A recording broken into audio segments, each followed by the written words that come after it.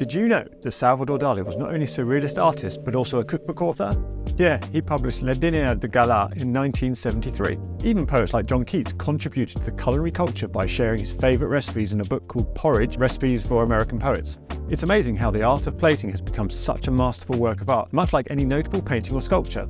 As they say, you eat with your eyes first, and that's why chefs strive to create meals that are not only delicious, but also visually pleasing. Plating food is a creative process where chefs call upon visuals, textures, colours and aromas and balance to help create unique presentations that impress their diners. So if you want to impress your guests with artfully plated meals, festive table settings and delicious flavours, keep on watching for 9 masterful tips on plating food. Oh, by the way, they're in no particular order. And if you have any genius plating hacks or tips, then please let me know in the comments below. Now, you may be a home cook watching this, therefore some of these tips may seem a little tricky for you. E.g., we don't all have 15 types of plate or tweezers to surgically add coriander to a dish. So if you watch until the end, there'll be some bonus tips that any of us should be able to achieve to make our food look great, so hang around. Now, as a food photographer, I love to work with chefs that plan for the aesthetic with as much care and attention and time as they do for taste. The way a dish is presented can influence a diner's perception of taste, quality and even the value of the food.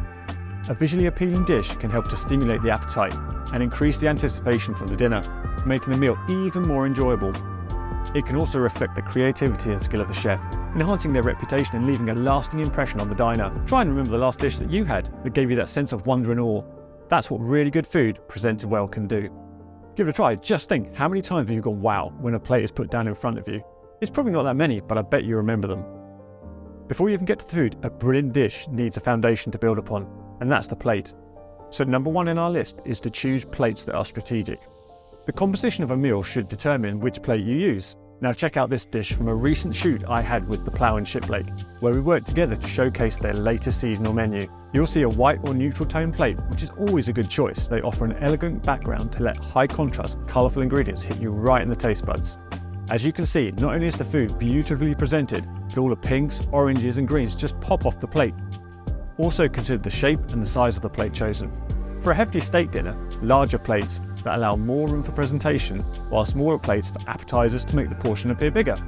Serve round foods on square platters to help create contrast in shapes.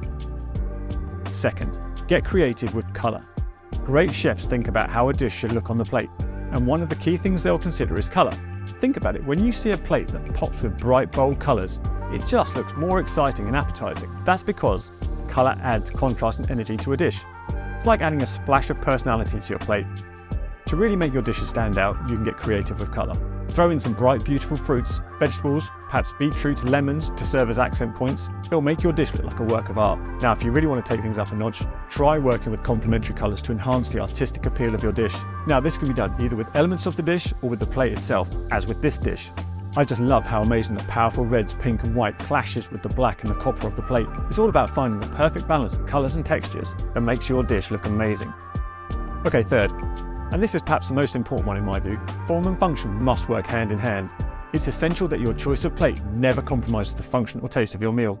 Think about the flavours that will best combine. For example, you could leverage a layering technique by placing all the components on top of one another, allowing for the diner to taste each flavour in one bite. For meals that spotlight flavours on their own, opt for decomposed arrangements of ingredients.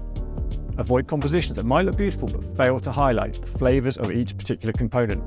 It's also great to add an element of surprise to a dish. Many chefs like to add a playful surprise to a diner by concealing the ingredient before presenting it on the dish. I hope you've enjoyed what you've seen so far. If it's making you hungry, it would be amazing if you could like this video or subscribe to the channel. Grab a fork and get involved. I mentioned texture earlier, and that's the 4th on the list. Contrasting textures. Much like how a painter uses texture to create depth and dimension, culinary chefs employ the same tactics in their plating techniques to further enhance the appeal of the dish.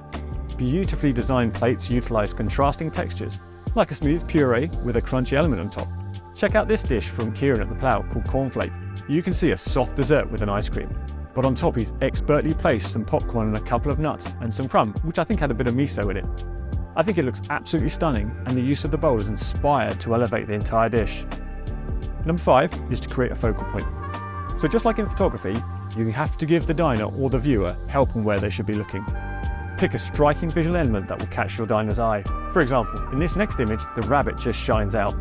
Again, as with photography, the eye is generally attracted to the brightest thing in the frame. And that's definitely the rabbit due to the brightness but also to where it's placed. It may seem weird, but on photo sheets I always have to ask chef which way is the front of the plate. I know most plates are circular and that gets me some strange looks, but it's good to know for the viewer. Consider adding height by layering and stacking ingredients while keeping the rest of the plate refined and simple. To create a truly captivating focal point, be sure not to overcrowd your plate with some unnecessary elements. Sometimes simplicity can be complex, and that's where minimalism comes in. Some chefs aim for pretty and simple plating that draws attention to the dish and guides the diner through the gastronomic experience. The plating should be intuitive, with each element arranged in such a way that the patron eats in a specific order to achieve the best flavour evolution from the first bite to the last. 6.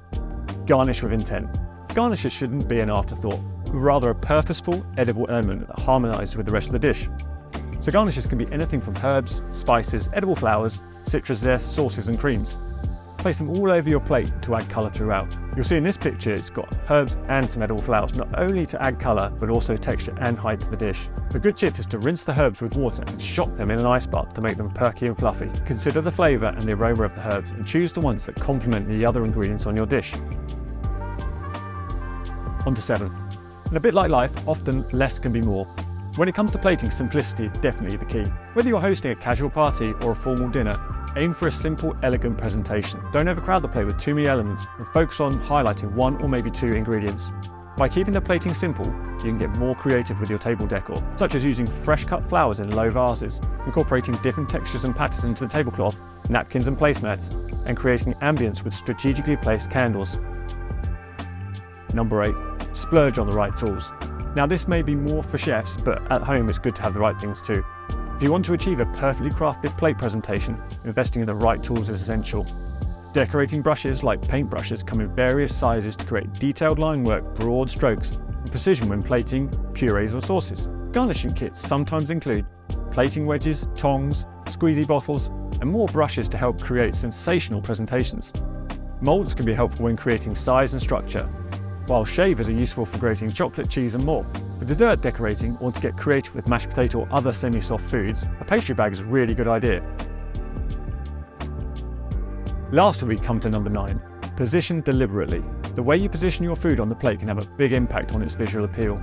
The best practice is to think of the plate as a clock, with the protein between 3 and 9, the starch or carbohydrate between 9 and 12, and the vegetable filling the area from 12 to 3. Make small portions or appetizers more visually appealing. Arrange them into odd numbers, which gives the illustration of a high volume of food. Now, as promised, there are a few practical tips we can all add to our plating repertoire. Firstly, utilising sauces. Sauces can add colour, texture and flavour to your dish.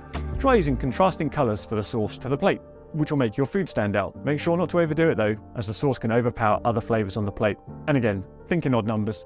Plating food in odd numbers makes it more visually appealing. For example, using 3 cherries or 5 asparagus spears can create a balanced and aesthetic, pleasing presentation. Now this one might seem a bit simple. If the dish is hot, make sure the plate is hot. And if the dish is cold, make sure the plate is cold. This will keep the food at the right temperature and make it more visually appealing for longer. The next tip is to dress the food off the plate. Start with your main component of your dish and build around it. For example, if you're serving a piece of meat, start by placing it in the centre and arranging everything else around it. This will help to keep the plate clean and to make a dish look more organised. One of my favourite tips is that height is your friend. Adding height to your dish can make it more visually impressive. Consider using tool components such as a stack of vegetables or a tower of seafood to create visual interest and add another dimension to your dish. The next one is contrasting colours and textures. Consider using contrasting colours such as purple or yellow, and contrasting textures such as crispy to soft. One tip I see more and more in restaurants now, so it's coming into the home, is to embrace table-side pours.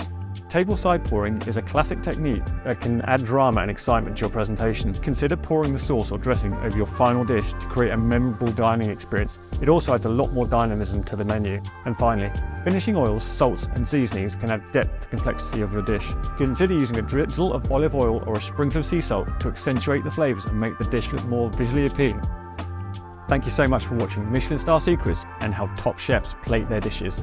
Now that you've learned some insider tips and tricks for plating like a pro, it's time to start getting creative and experimenting in your own kitchen. Remember that presentation is just as important as taste when it comes to making a lasting impression on your guests. But don't be afraid to play around with colours, textures and shapes to create a visually stunning dish that will have everyone coming back for seconds. Good luck with it all and happy cooking. Now you've probably noticed that this is a very different style of video to my usual dining fables. What do you think? I'm also planning some more videos about the visual side of food and dining, so if you have any brilliant ideas or suggestions, then please leave me a comment below.